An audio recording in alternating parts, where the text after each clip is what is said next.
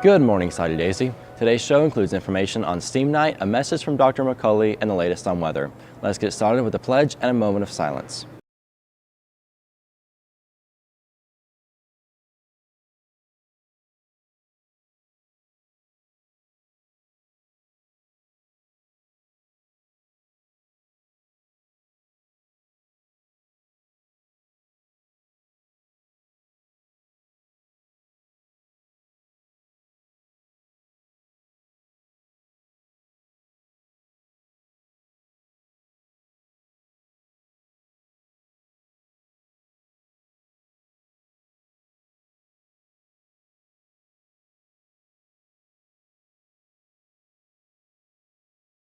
Kelsey Henderson will be on the CW Chattanooga Network tomorrow, Wednesday night at 10:30 for a 30-minute news story just about her track career. Tune in. Next year, there will be a new club here at Sadie Daisy High School.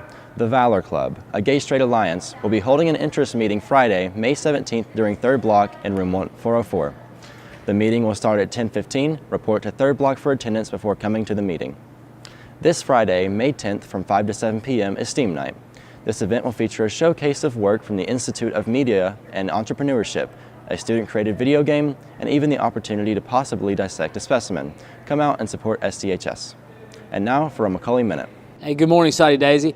I want to take a moment to say thank you for all the cooperation and flexibility everyone offered during the testing cycle.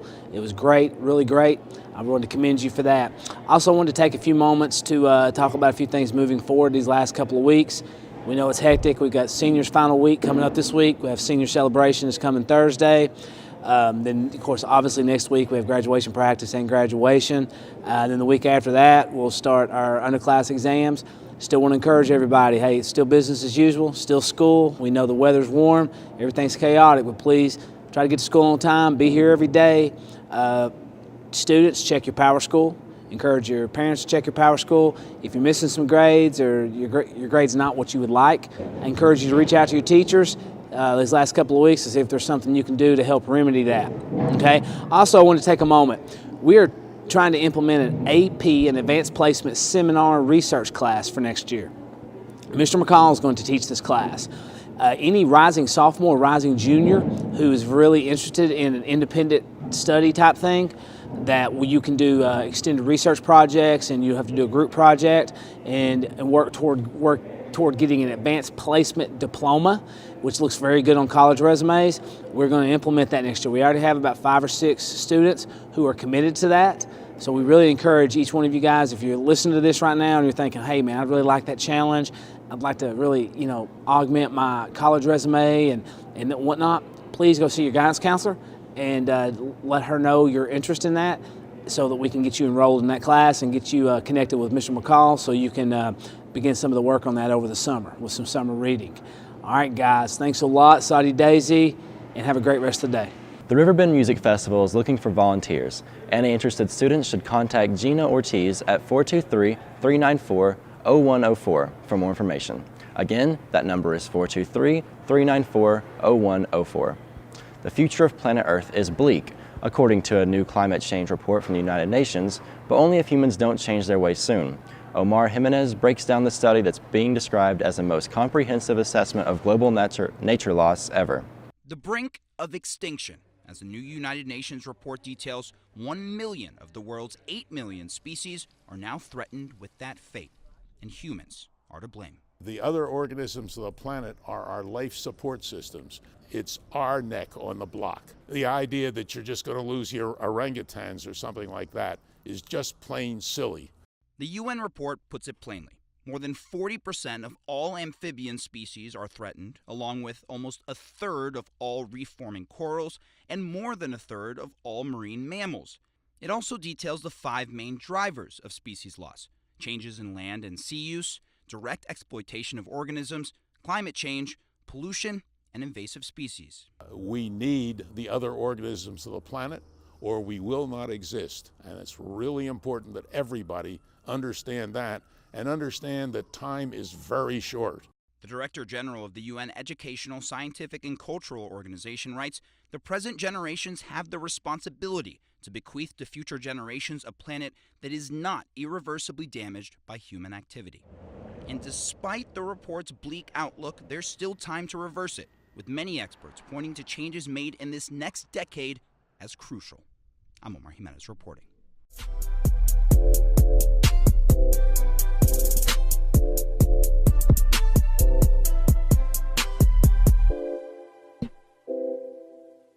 Good morning, everyone. Today's forecast shows more warm weather with just a few clouds. Temperatures will be in the lower 80s when we leave school today, with the afternoon high reaching 82. Skies will be clear until this afternoon, when we will start seeing partly cloudy skies. Tomorrow, morning temperatures will be in the lower 60s and afternoon temperatures will be in the lower 80s with an afternoon high of 84. Skies will be partly cloudy all day. Looking ahead to the 7-day forecast, we're seeing thunderstorms Thursday and Friday, followed by a rainy weekend.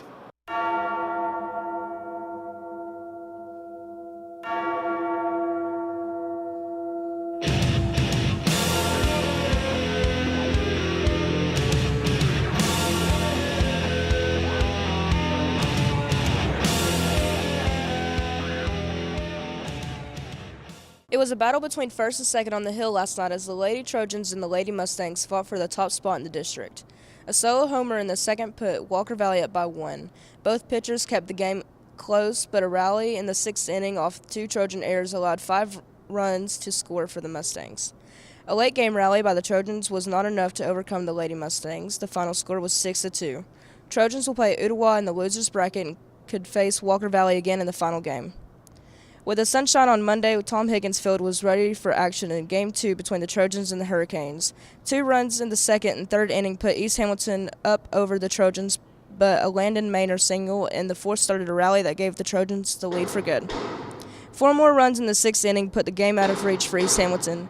Trojans are back in action on Wednesday. That's all we have for sports now. Back to Ryan. And finally, the latest episode of Game of Thrones had a surprise twist. It wasn't a plot twist, but an oversight involving a beverage.